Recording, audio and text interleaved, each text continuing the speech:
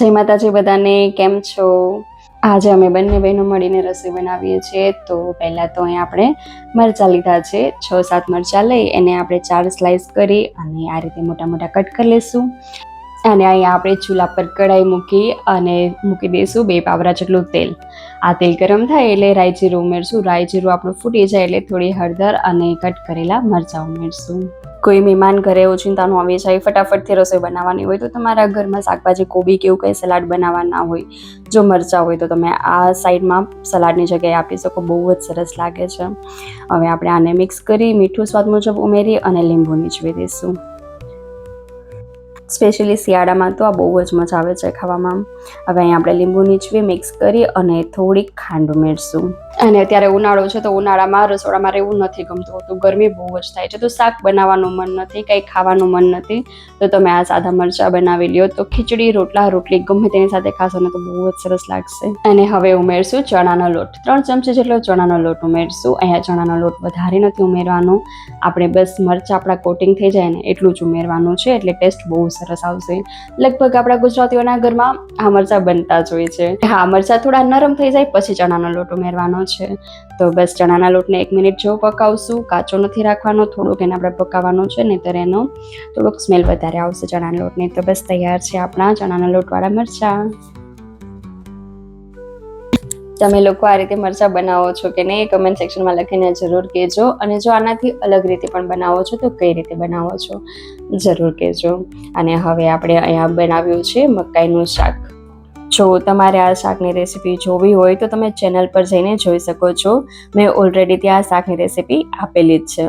મકાઈનું શાક ખાવામાં ખૂબ જ ટેસ્ટી લાગે છે અને સાથે સાથે હેલ્ધી પણ છે. તો તમે એકવાર બનાવશો ને તો તમને એમ થશે કે અઠવાડિયામાં એકવાર તો આ શાક બનાવવું જ છે. મહેમાન આવે ત્યારે બનાવો તો પણ ખૂબ જ ટેસ્ટી લાગે છે આ શાક.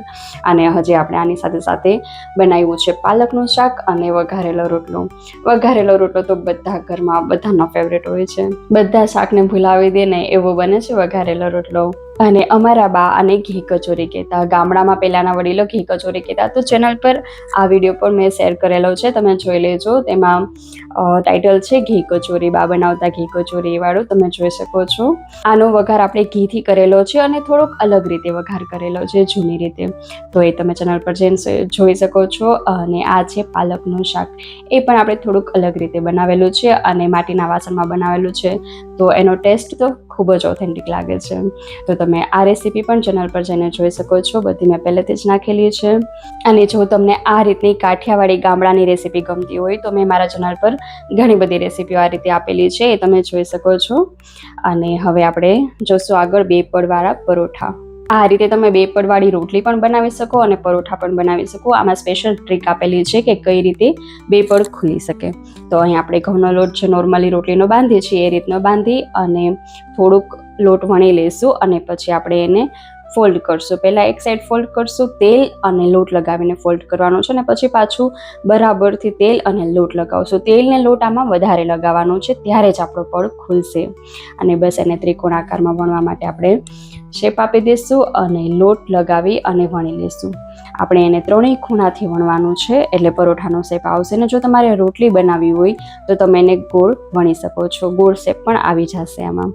અને આ રીતની ત્રિકોણ આકારની તમે રોટલી પણ બનાવી શકો છો. બસ ખાલી ઘી કે તેલમાં આપણે એને પકાવવાનું નહીં, તળવાનું નહીં, એટલે રોટલી બની જશે. અને હવે આપણે અહીંયા જે લોટ લગાવેલો છે ઉપર એ થોડોક લોહી નાખશું અને ખંખેરી નાખશું. એનાથી શું છે કે આપણો જે ઘી લગાવશું ને એ લોટ આપણો બળશે નહીં.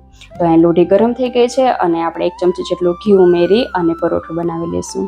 બાળકોને પરોઠા વધારે ભાવતા હોય છે, એટલે ક્યારેક આપણે 2-3 પરોઠા પણ બનાવી લેવાના હોય છે, બાકી તો બધી રોટલી બનાવશું. તો હવે આ રીતે આપણે એક સાઈડ પહેલાં થોડીક ડિઝાઇન પડશે ને એટલું પકાવશું, એટલે પાછળની સાઈડ પ્રોપર પકાવશું ને તો પાછું ફ્લિપ કરશું એટલે આપણું પરોઠું સરખું પાકશે. અને હા, વણવામાં પણ એક વાતનું ધ્યાન રાખવાનું છે કે હળવા હાથે જ હંમેશા રોટલી, પૂરી, પરોઠા કંઈ પણ વણો ને તો એ વણવાનું, એટલે એ તમારું ફૂલશે રોટલી કે પરોઠું, નહીંતર નહીં ફૂલે જો વજન દઈને તમે વણશો ને તો. હવે પાછળની સાઈડ પણ આપણે પકાવી લીધું છે અને ફ્લિપ કરશું ને જો આપણું પરોઠું ફૂલ્યું છે. કોઈ પણ રોટલી કે પૂરી ગમે તે વસ્તુ હળવા હાથે વણશો તો ફૂલશે, બાકી જો વજન દઈને વણશો તો નથી ફૂલવાનું, એ વાતનું ખાસ ધ્યાન રાખવાનું છે.